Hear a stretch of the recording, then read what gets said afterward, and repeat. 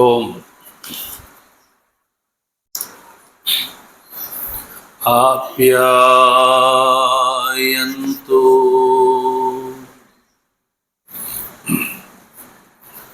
ममाङ्गानि वाक् प्राणश्चक्षुः श्रोत्रमथो बलमिन्द्रियाणि च सर्वाणि सर्वं ब्रह्मोपनिषदम्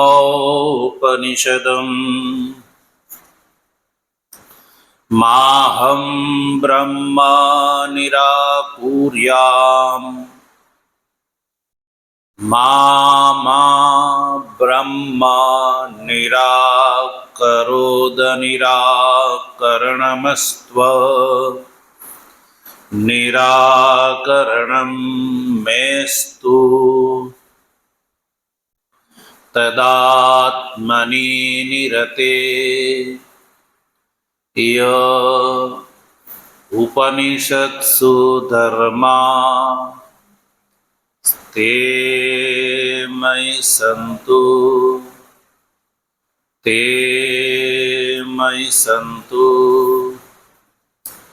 ओम शांति शांति शांति। शंकरं शंकराचार्यं केशवं बादरायणम् सूत्रभाष्य कृतौ वन्दे भगवन्तौ पुनः पुनः। ईश्वरो गुरुरात्मेति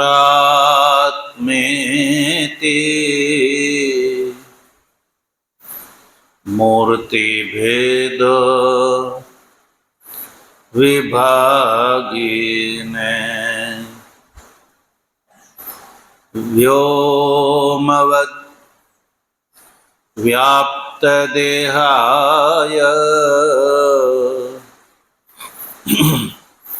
दक्षिणा मूर्तये नमः। ओम शांति शांति शांति। अलख निरंजन जय सच्चिदानंद माधवानंद हरे हरे।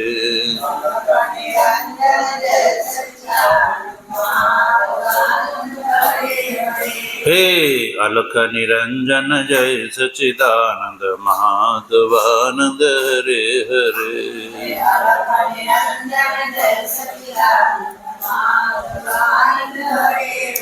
हे माधवानंद हरे हरे गुरु माधवानंद हरे हरे।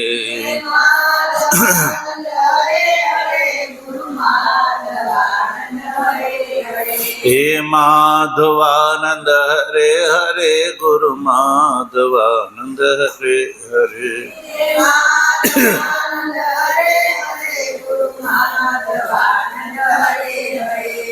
सब घट व्यापक जय सच्चिदानंद माधवानंद हरे हरे।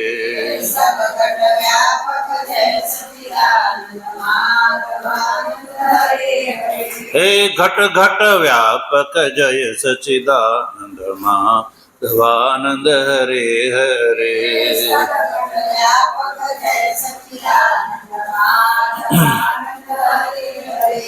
સદગુરુદેવની તત્વ જિજ્ઞાસુ સજ્જનો, ભગવાનની પરમાનુકંપાથી પવિત્રતમ ચાતુર્માસના શ્રાવણ માસમાં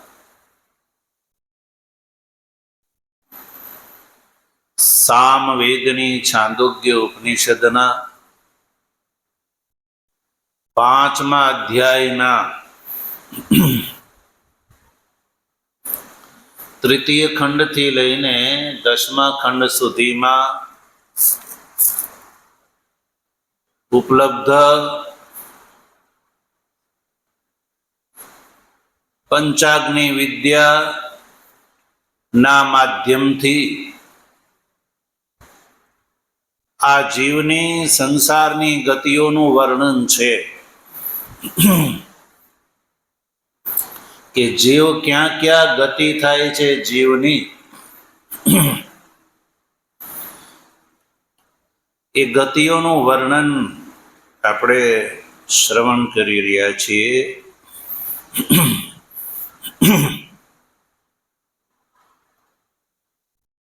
પ્રવાહન રાજા અને આચાર્ય ગૌતમના સંવાદથી જે 5 પ્રશ્નો છે એમાં પંચમ્યામ આહુતો આપઃ પુરુષવત્સો ભવતી વેત્થ એ પ્રશ્નનો ઉત્તર આપણે પ્રવાહન રાજા અને આચાર્ય ગૌતમના માધ્યમથી શ્રવણ કરી રહ્યા છીએ. રાજા પ્રવાહન જેવલી 5મા પ્રશ્નનો ઉત્તર સૌથી પહેલા એટલા માટે આપે છે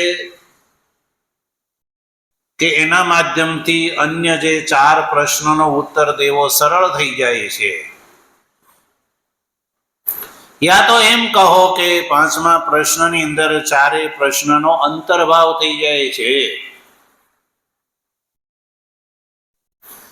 એટલે 5મી આહુતિ 5 અગ્નિમાં દ્યુ, પર્જન્ય, પૃથ્વી, પુરુષ અને યોષિત ક્રમથી આ જે 5 અગ્નિમાં ક્રમથી શ્રદ્ધા, સોમ, વૃષ્ટિ, અન્ન અને રેત રૂપ આહુતિના માધ્યમથી 5મી અગ્નિ જે યોષિત, એ યોષિતની અંદર રેતના રૂપમાં આ જીવાત્માની આહુતિ થતા 9 માસના અંતે આ જે જીવાત્મા છે યા અગ્નિહોત્ર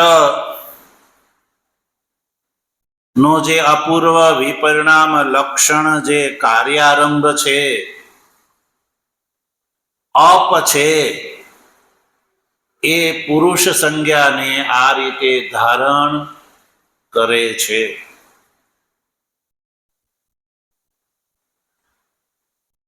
તો આ જે યજમાન છે એ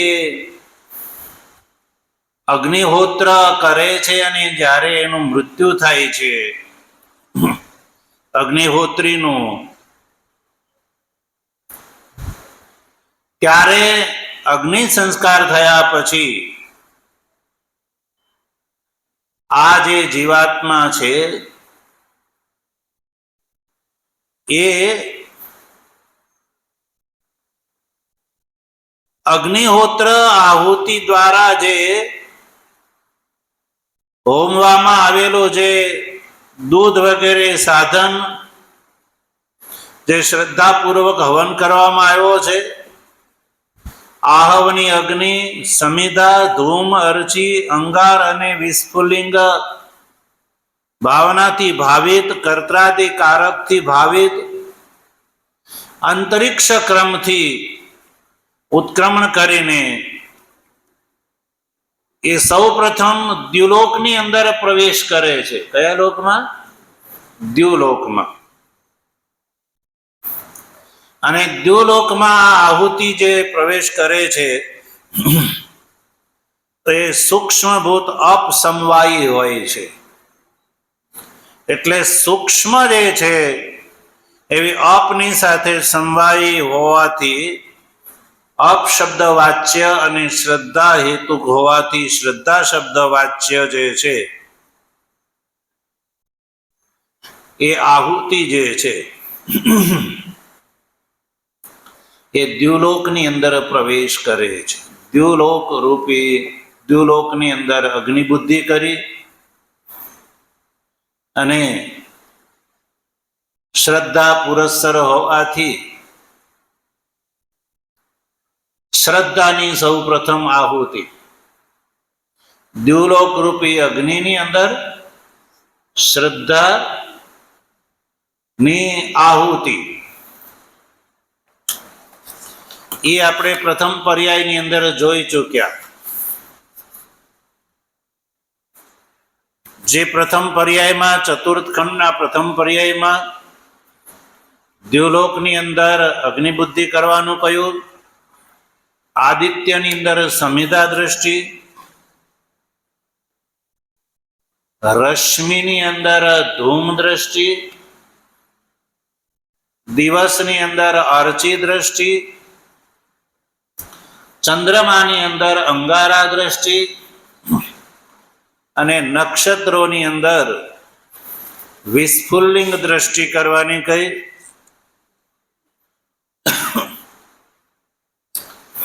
અને ત્યારબાદ આ પ્રમાણે ભાવનાથી ભાવિત જે આ દ્યુલોક રૂપી જે અગ્નિ છે એ અગ્નિની અંદર યજમાનના જે પ્રાણ છે એ શ્રદ્ધા નો હવન કરે છે. શ્રદ્ધા એ હોમ્ય પદાર્થ છે, શ્રદ્ધાનું હવન કરે છે. અને આ હવનના ફળ સ્વરૂપે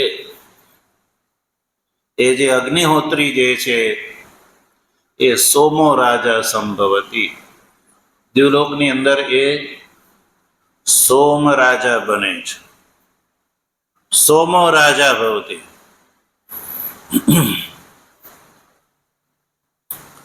એટલે જે જળ છે, જે શ્રદ્ધા શબ્દ વાચ્ય છે, એવું જળ દ્યુલોક રૂપી અગ્નિની અંદર એનું હવન થતા એ હવનના પરિણામ સ્વરૂપે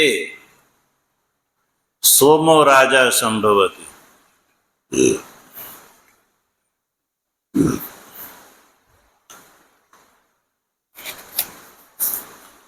કારણ કે યજમાને આ માટે જ અગ્નિહોત્ર યાગ નું અનુષ્ઠાન કર્યું હતું.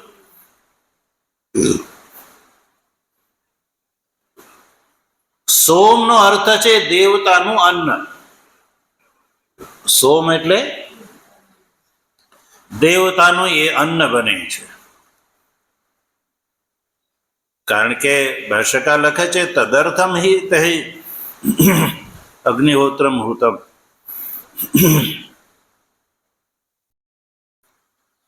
એ ફળની પ્રાપ્તિ માટે તો એને અગ્નિહોત્ર યાગ કર્યો હતો જીવન અવસ્થામાં. તો સોમો રાજાનો અર્થ છે સોમભૂત, એટલે દેવતાનું અન્ન થઈને દેવતાની સમીપસ્થ શરીરને પ્રાપ્ત કરે છે. ભાષ્ય ટીકાકાર લખે છે સોમભૂતાહા. સોમભૂતાહા તત્સમીપસ્થમ શરીરમ પ્રાપ્ય તત્સ્વરૂપા ઇત્યર્થઃ. સોમભૂત એટલે અન્ન, અન્ન રૂપ ધારણ કરીને. અન્ન રૂપ એટલે ખાદ્ય વગેરે નહીં. અને દેવતાની સમીપસ્થ શરીરને પ્રાપ્ત કરીને એ દેવ સ્વરૂપ થઈને ત્યાં એ અગ્નિહોત્ર કર્મના ફળ સ્વરૂપે સ્વર્ગમાં દ્યુલોકમાં એ વાસ કરે છે.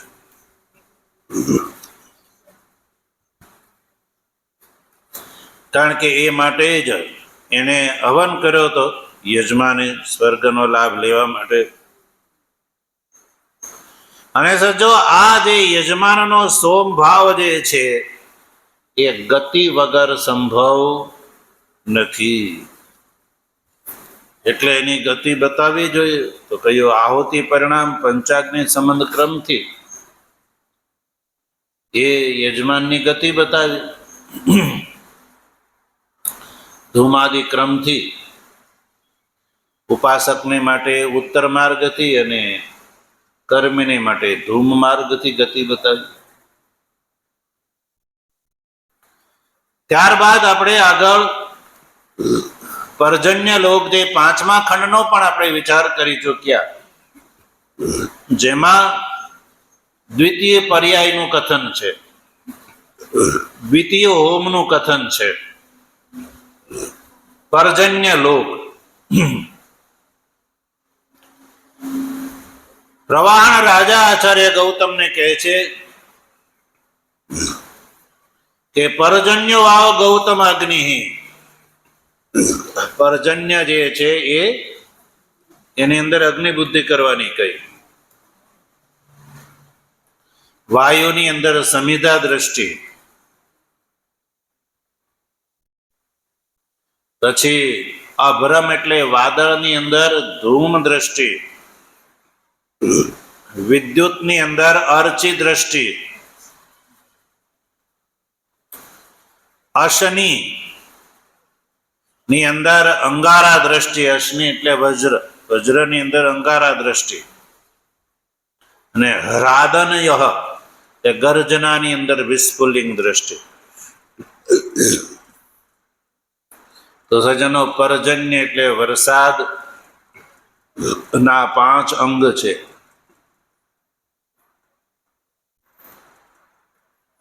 વાયુ,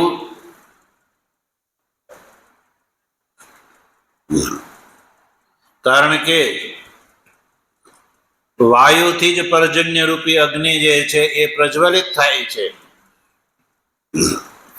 એટલે જ્યારે વરસાદ થાય ત્યારે આપણે જોઈએ છે. પૂર્વવાત જ્યારે પ્રબળ થાય ને ત્યારે જ વૃષ્ટિ જોવા મળે છે. પૂર્વવાત એટલે પૂર્વીય વાયુ એ વહન કરે, એ બળવાન થાય ત્યારે વૃષ્ટિ આવતી હોય છે.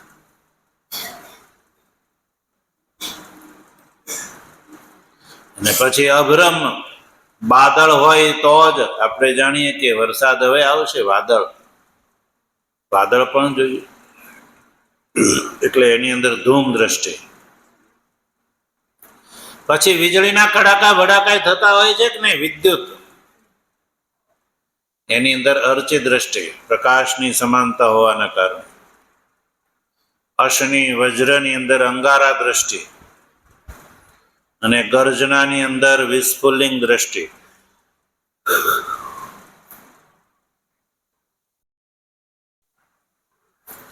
અને આ પર્જન્ય રૂપી જે અગ્નિ છે એ અગ્નિની અંદર જે દેવતા છે એટલે કે યજમાનના જે પ્રાણ છે એ સોમ રાજાનું હવન કરે છે. કોનું? સોમ રાજાનું. એટલે પહેલી આહુતિ શ્રદ્ધા થઈ દ્યુલોક રૂપી અગ્નિની અંદર, બીજી આહુતિ સોમ થઈ પર્જન્ય રૂપી અગ્નિની અંદર. એટલે કે શ્રદ્ધા અપસમવાયી જે યજમાન છે એ દ્યુલોકમાં સોમ રાજાના રૂપમાં એને શરીરની પ્રાપ્તિ થઈ હતી ને, પછી ત્યાં એ અગ્નિહોત્ર કર્મના ફળ સ્વરૂપે સ્વર્ગીય ભોગ ભોગવ્યા પછી ત્યાં એને રહેવાનું મળતું. સ્વર્ગમાં રહેવા યોગ્ય ભોગ સમાપ્ત થઈ ગયા એટલે તરત ચાલો અહીંથી ખાલી કરો.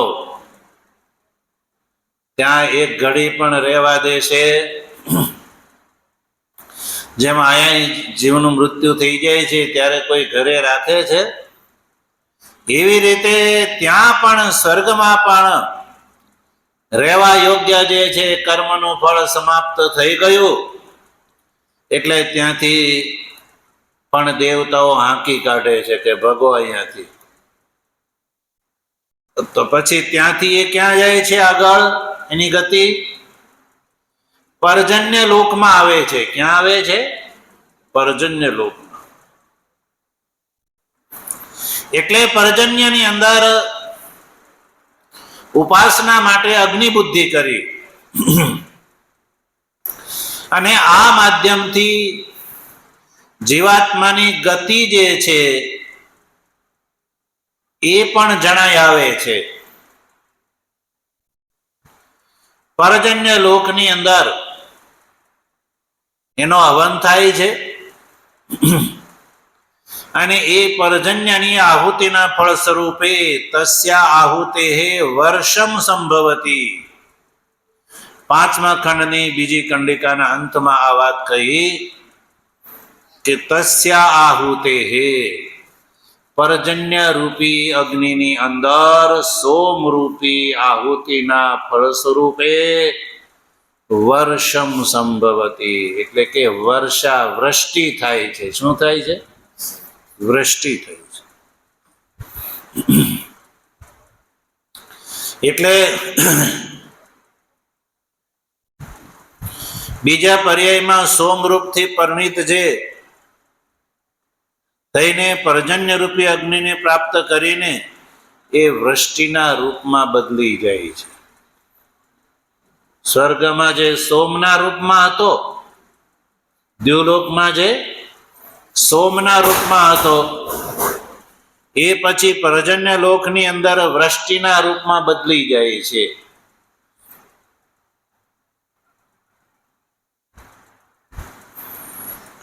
એટલે કહ્યું કે તસ્યા આહુતે વર્ષમ સંભવતી, કે જે સોમ છે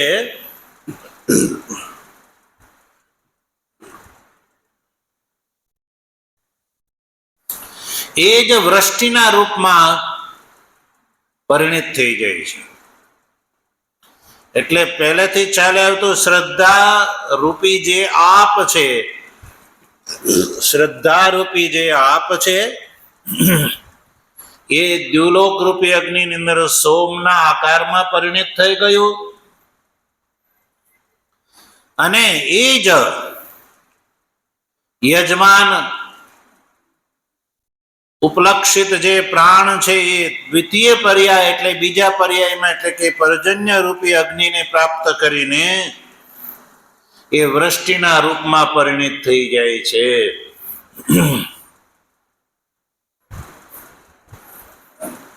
અને પછી આગળ એની શું ગતિ થાય છે એ તૃતીય પર્યાયમાં બતાવે છે. જો તૃતીય હોમ પર્યાય, 5 હોમ છે ને, એમાં ત્રીજો હોમ પર્યાય જો 6ઠા ખંડની અંદર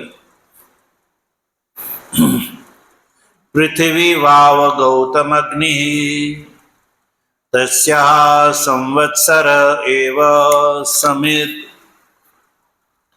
આકાશો ધૂમ રાત્રિ અર્ચિ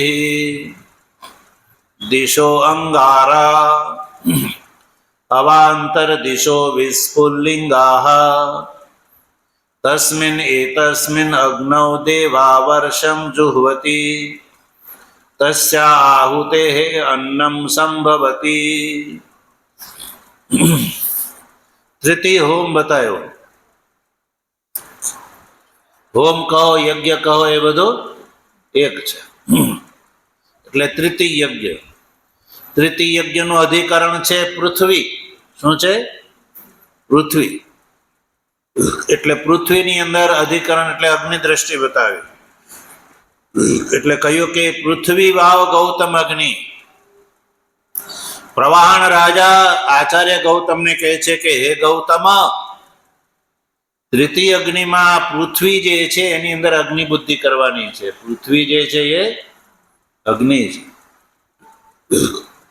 હોમ દ્રષ્ટિ માટે સૌ પ્રથમ પૃથ્વીની અંદર અગ્નિ દ્રષ્ટિ. પછી તસ્યા સંવત્સર એવ સમીર. સંવત્સરની અંદર સમિધા દ્રષ્ટિ, કાષ્ઠ દ્રષ્ટિ.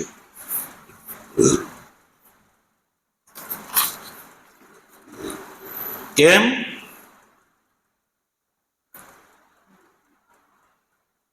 કાષ્ઠથી અગ્નિ જેમ પ્રજ્વલિત થાય છે એમ સંવત્સરથી પૃથ્વી જે છે એ પ્રજ્વલિત થાય છે. પૃથ્વી રૂપી અગ્નિ સંવત્સર રૂપી કાષ્ઠથી પ્રજ્વલિત થાય છે. અગ્નિની અંદર કાષ્ઠ નાખો તો અગ્નિ પ્રજ્વલિત થાય છે. એમ પૃથ્વી રૂપી અગ્નિની અંદર સંવત્સર રૂપી કાષ્ઠ નાખવાથી એ પ્રજ્વલિત થાય છે. કેવી રીતે? તો જો આપણે ત્યાં પૃથ્વીની અંદર એ વસ્તુ જોવા મળે છે. એક વર્ષમાં આખું ચક્ર ફરી જાય છે. એક સંવત્સર કાળ, સંવત્સર પર્યંતનો જે કાળ છે એટલે કે એક વર્ષ, એ દ્વારા સંવત્સર રૂપી કાળ રૂપી સમિધાથી પૃથ્વીની અંદર વ્રીહી વગેરે અન્નની ઉત્પત્તિ થાય છે. સંવત્સર રૂપી કાળથી પ્રજ્વલિત થઈને પૃથ્વીની અંદર વ્રીહી વગેરેની ઉત્પત્તિ થાય છે. એટલે વ્રીહી વગેરે અન્ન. એટલે એક વર્ષમાં ચક્કર બદલાઈ જાય છે.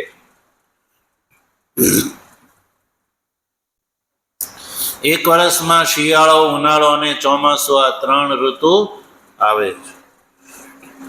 અને ચોમાસાના વૃષ્ટિ દ્વારા, ચોમાસાના વરસાદથી આપણે અન્ન જે છે એ વાવીએ છીએ અને એનાથી અન્નની ઉત્પત્તિ થાય છે.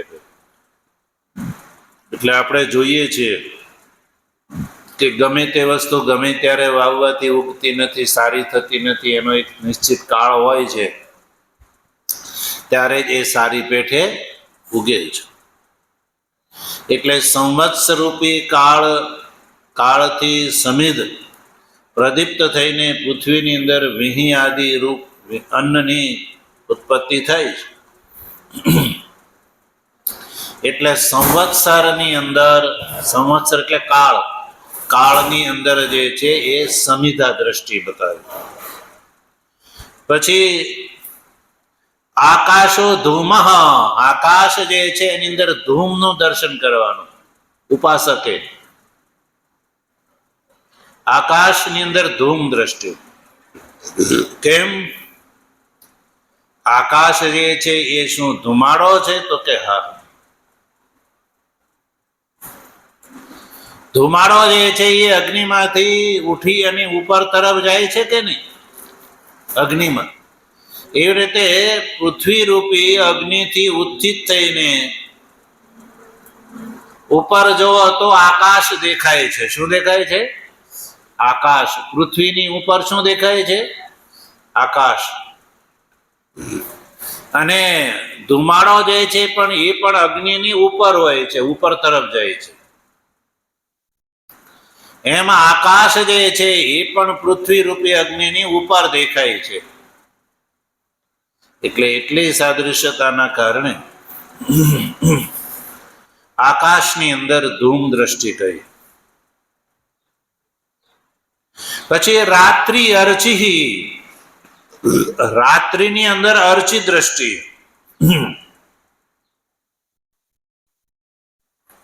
કારણ કે પૃથ્વીમાં જે છે અપ્રકાશાત્મિકા જે કે જેમાં પ્રકાશ નથી હોતો એ અપ્રકાશાત્મિકા અનુરૂપ શું છે? રાત્રિ છે. એટલે રાત્રિની અંદર અર્ચિત દ્રષ્ટિ, કારણ કે તમો રૂપત્વા, તમો રૂપ હોવાથી રાત્રિ કેવી છે? તમો રૂપ છે. અગ્નિ ઈવ અનુરૂપ અર્ચિત દ્રષ્ટિ એની અંદર. પછી દિશો અંગારા, દિશાની અંદર અંગારા દ્રષ્ટિ. દિશા એટલે ચાર દિશા જે છે એની અંદર અંગારા દ્રષ્ટિ. ઉપશાંતત્વ સામાન્યાત,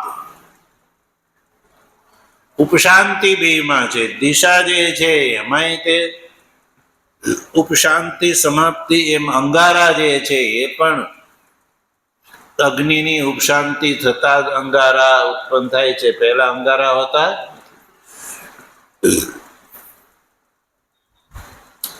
અવાંતર દિશ વિસ્ફુલિંગા, અવાંતર એટલે નૈઋત્ય, વાયવ્ય વગેરે જે અવાંતર ચાર દિશાઓ છે એ શું છે? વિસ્ફુલિંગ છે. એમાં શેની સાદૃશ્યતા છે? તો કયું? શુદ્રત્વ. અંગારા શુદ્ર હોય છે અને અવાંતર દિશા જે છે એ શુદ્ર હોય છે.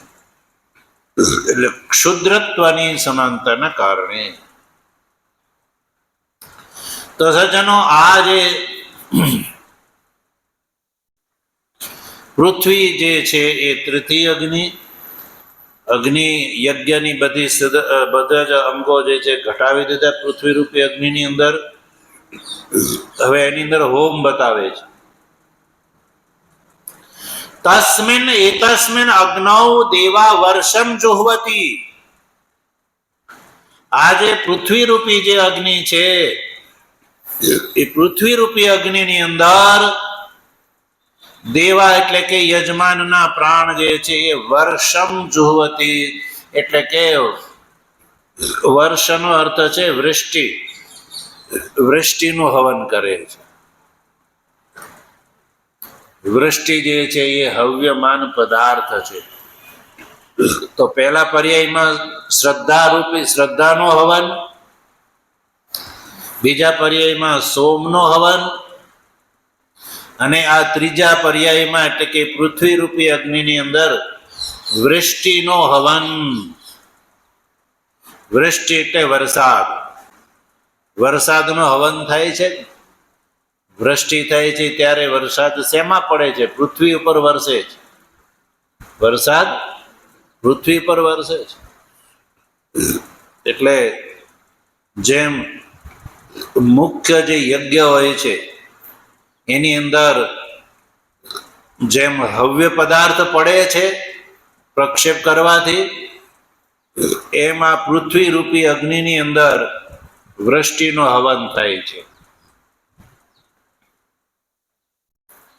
અને વૃષ્ટિનો હવન થતા તસ્ય આહુતે અન્નમ સંભવતી.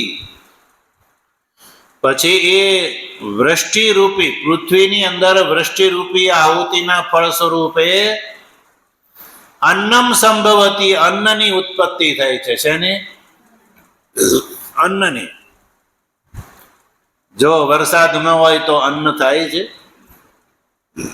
વરસાદથી જ અન્નની ઉત્પત્તિ થાય છે, આપણે બધા જાણીએ છીએ. એટલે વૃષ્ટિમાંનો આહુતિ છે અને પૃથ્વીમાંનો અગ્નિ છે. તો એ હવનના ફળ સ્વરૂપે જે યજમાન ના પ્રાણથી ઉપલક્ષિત જે સોમ છે એ એનો વૃષ્ટિના રૂપમાં હવન થાય છે. એટલે એ વૃષ્ટિ રૂપ ધારણ કરે છે. અને તસ્ય આહુતે અન્નમ સંભવતી, એ આહુતિના ફળ સ્વરૂપે અન્નની પ્રાપ્તિ થાય છે. એટલે જે પેલો સોમ છે એમાં જે પરિવેષ્ટિત જે જીવાત્મા છે એ પૃથ્વીની અંદર આવીને અન્ન રૂપ ધારણ કરી લે છે. શું રૂપ કરે છે? અન્નના રૂપમાં એ આવી જાય. દ્યો, પર્જન્ય અને પૃથ્વી, એમાં ક્રમથી શ્રદ્ધા, સોમ અને વૃષ્ટિનો હવન થયો. વૃષ્ટિના હવનના ફળ સ્વરૂપે અન્નની ઉત્પત્તિ થાય છે. આપણે જોઈએ છે અન્નથી વ્રીહી વગેરે જે બધું જે મનુષ્ય ખાય છે, પશુ ખાય છે, એ બધું અન્ન. ઘાસ વગેરે જે છે એ પશુનું અન્ન છે. વ્રીહી યવાદી જે છે એ મનુષ્યનું અન્ન છે. એની ઉત્પત્તિ થઈ છે.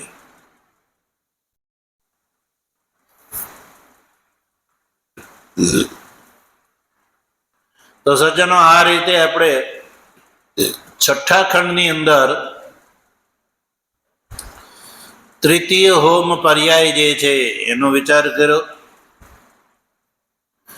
આગળ સાતમા ખંડની અંદર ચતુર્થ હોમ બતાવે છે. ચોથી અગ્નિ બુદ્ધિ, એને જોઈએ આપણે. જો પાંચમા અધ્યાયના સાતમા ખંડમાં જો પુરુષો વાવ ગૌતમ અગ્નિ તસ્ય વાગ એવ સમિત પ્રાણો ધૂમો જીહ્વા અર્ચિ ચક્ષુ અંગારા શ્રોત્રમ વિસ્ફુલ્લિંગા. પછી બીજી કંડિકામાં તસ્મિન એતસ્મિન અગ્નૌ દેવા અન્નમ જુહવતી તસ્યા આહુતે રેતઃ સંભવતી. ચતુર્થ હોમ જે છે પુરુષ, દ્યો, પર્જન્ય, પૃથ્વી, પછી પુરુષનો ક્રમ આવ્યો. અને હોમ પર્યાયમાં શ્રદ્ધા, સોમ, વૃષ્ટિ, પછી અન્નનો ક્રમ આવે છે. એટલે પુરુષની અંદર અગ્નિ બુદ્ધિ સૌ પ્રથમ બતાવે. જો સાતમા ખંડની પ્રથમ કંડિકામાં આ જે પુરુષ છે, પુરુષથી અભિપ્રાય છે આ શિરપાન્યાદી શરીર વાળો જે પુરુષ. હે ગૌતમ, એ અગ્નિ છે, એની અંદર અગ્નિ બુદ્ધિ કર. પ્રવાહન રાજા આચાર્ય ગૌતમને કહે છે ઉપાસના માટે થઈને પુરુષની અંદર અગ્નિ બુદ્ધિ, કે આ પુરુષ એ પુરુષ નથી પણ હોમનો અધિકરણ અગ્નિ છે. પછી તસ્ય વાગ એવ સમિત. તસ્ય એટલે પુરુષસ્ય, પુરુષની જે વાણી છે એ એની અંદર સમિધા દ્રષ્ટિ. વાણીની અંદર સમિધા દ્રષ્ટિ એટલે આ પુરુષની વાણી એ વાણી નથી પણ એ પુરુષ રૂપી અગ્નિની એ સમિધા છે. કેમ ભાઈ વાણીની અંદર સમિધા દ્રષ્ટિ કેમ? કારણ કે વાચા હિ મુખે ન સમિધ્યતે પુરુષ ન મુખ. પુરુષ જે છે એ સમિધ થાય છે એટલે કે વૃદ્ધિને પ્રાપ્ત થાય છે. લાકડીથી અગ્નિ શું થાય છે? પ્રજ્વલિત થાય છે. કાષ્ઠથી જેમ અગ્નિ પ્રજ્વલિત થાય છે એવી રીતે વાણી રૂપી કાષ્ઠથી પુરુષ રૂપી અગ્નિ પ્રજ્વલિત થાય છે. ભાઈ વાચા હિ મુખે ન, વાણી રૂપી મુખથી જ પુરુષ સમિધ્યતે.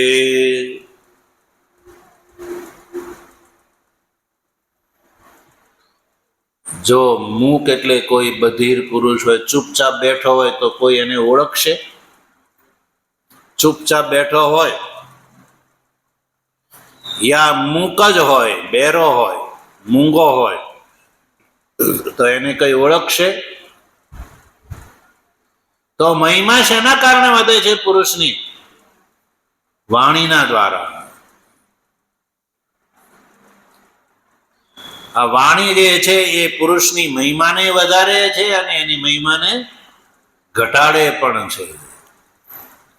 વાણીથી વેરપણું વાદે, વાણીથી સ્નેહપણું સાધે, વાણી બાંધે ને વાણી છોડે, તમે ઓમ બોલો, તમે ઓમ બોલો, મિથ્યા ભાષણ મનથી મૂકી દીજે.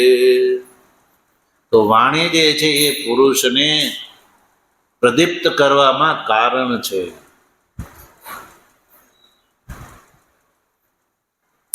એટલે કોઈ સારી વાણીનું ઉચ્ચારણ કરે તો લોકો એને શું કહે છે કે આ સારો વ્યક્તિ છે. અને ઘણા એવા હોય કે લોકોની સાથે ઝઘડ કરે તો પછી લોકો શું એને કહે કે આ તો ઝઘડાળું છે. એટલે વાણીથી પુરુષની ઓળખાણ થઈ છે. તો અગ્નિ જે છે પ્રજ્વલિત જેમ કાષ્ઠથી થાય છે, એમ પુરુષ રૂપે અગ્નિ જે છે વાણીથી પ્રજ્વલિત થાય છે. પછી પ્રાણો ધૂમ, પ્રાણ જે છે એની અંદર ધૂમ દ્રષ્ટિ કરવાની છે. પ્રાણ એટલે જે પુરુષ શ્વાસ અને ઉચ્છ્વાસ લે છે ને એ પ્રાણ. એની અંદર ધૂમ દ્રષ્ટિ. કેમ? કારણ કે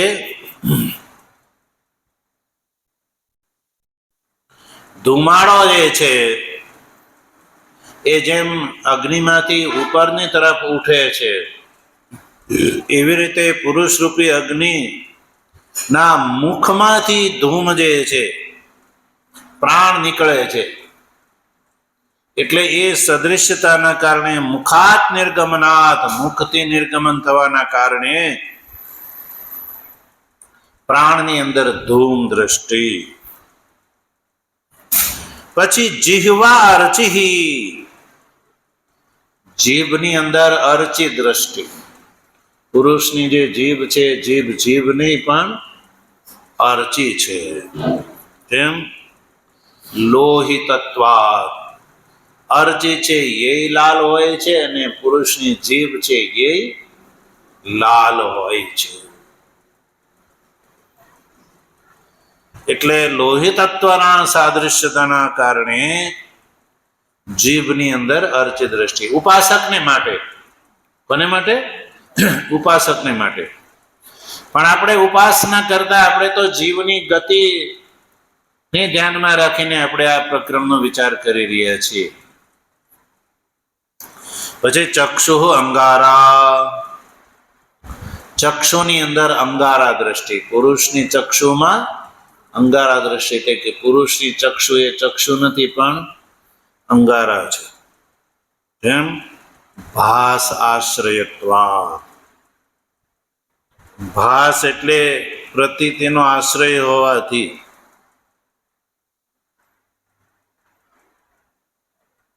કારણ કે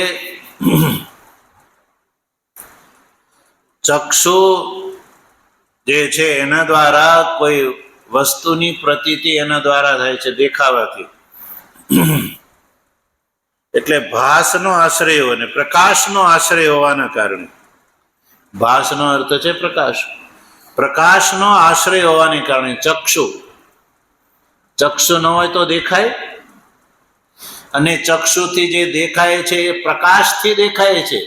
સૂર્ય ભગવાન એ ચક્ષુના અભિમાની દેવતા છે. પ્રકાશ ન હોય તો આપણને દેખાય ને. એટલે ભાસ આશ્રયત્વા. શ્રોત્રમ વિસ્ફુલ્લિંગાહ. પુરુષના શ્રોત્રની અંદર વિસ્ફુલ્લિંગ દ્રષ્ટિ. એટલે કે આ પુરુષ રૂપી અગ્નિના જે શ્રોત્ર એ શ્રોત્ર નથી પણ એ વિસ્ફુલિંગ છે. વિપ્રકીર્ણત્વ સામ્યાત, વિપ્રકીર્ણત્વની સમાનતાને કારણે. વિપ્રકીર્ણત્વ એટલે ચારે બાજુ ફેલાયેલું છે. પાછળ કોઈ બોલે તો સંભળાય કે નહીં? પાછળ આગળ કોઈ બોલે તો સંભળાય કે નહીં? બાજુમાંથી કોઈ બોલે તો, ઉપરથી બોલે તો, કોઈ નીચે રહ્યો બોલે તો કાન જે છે એ ચારે બાજુથી શબ્દનું ગ્રહણ કરે છે. એ વિપ્રકીર્ણત્વની સમાનતાને કારણે શ્રોત્રની અંદર વિસ્ફુલિંગ દ્રષ્ટિ. પછી તસ્મિન એતસ્મિન અગ્નો દેવા અન્નમ જુહવતી. આ પુરુષ રૂપી જે અગ્નિ છે એ અગ્નિની અંદર દેવા એટલે યજમાનના પ્રાણ અગ્નાદિ દેવતા જે છે એ અન્નનો હવન કરે છે. અન્ન એટલે અન્નનો હવન એટલે પુરુષ રૂપી અગ્નિ જે છે એ અન્નનું ભક્ષણ કરે છે. એ અન્નનું પૃથ્વીમાં ઉત્પન્ન થયેલો જે છે અન્ન છે એ અન્નનો હવન પુરુષ રૂપી અગ્નિમાં થાય છે. અન્નમ જુહવતી. વ્રીહ્યાદિ સંસ્કૃતમ, વ્રીહી વગેરેથી સંસ્કૃત જે અન્ન છે એ ખાય છે. અને તસ્ય આહુતે રેતઃ સંભવતી. એ અન્નરૂપી હવન આહુતિના ફળ સ્વરૂપે પુરુષના શરીરની અંદર રેતની ઉત્પત્તિ થાય છે. શેની? રેતની એટલે પુત્રોત્પત્તિ યોગ્ય ધાતુની. યદ્યપિ અન્ન ખાવાથી સંપૂર્ણ શરીર બને છે. સંપૂર્ણ એટલે શરીરને ધારણ કરવા યોગ્ય 7 ધાતુઓ બને છે. એમાં પ્રધાન રૂપથી પુત્રોત્પત્તિ યોગ્ય ધાતુ બને છે. તો આ રીતે સજ્જનો આપણે ચતુર્થ હોમ પર્યાયનો પણ વિચાર કર્યો. આગળ 5મો હોમ જે છે એનો વિચાર આપણે ભગવાનની કૃપા હશે તો આગળ કરીશું. ઓમ આપ્યાયન્તુ મમાંગાની વાક્ પ્રાણશ્ચક્ષુઃ શ્રોત્રમથો બલમિન્દ્રિયાણિ ચ સર્વાણિ સર્વં બ્રહ્મોપનિષદં માહં બ્રહ્મ નિરાકુર્યામ મા બ્રહ્મ નિરાકરોદ નિરાકરણમસ્ત્વ નિરાકરણં મેસ્તુ તદાત્મનિ નિરતે ય ઉપનિષત્સુ ધર્મા તે મયि સંતુ તે મયि સંતુ. ઓમ શાંતિ શાંતિ શાંતિ. શંકરં શંકરાચાર્યં કેશવં બાદરાયણં સૂત્રભાષ્યકૃતૌ વંદે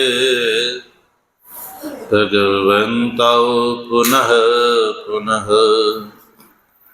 ઈશ્વરો ગુરુરાત્મેતિ મૂર્તિભેદ વિભાગિને વ્યોમવદ્વ્યાપ્તદેહાય દક્ષિણામૂર્તયે નમઃ. ઓમ શાંતિ શાંતિ શાંતિ.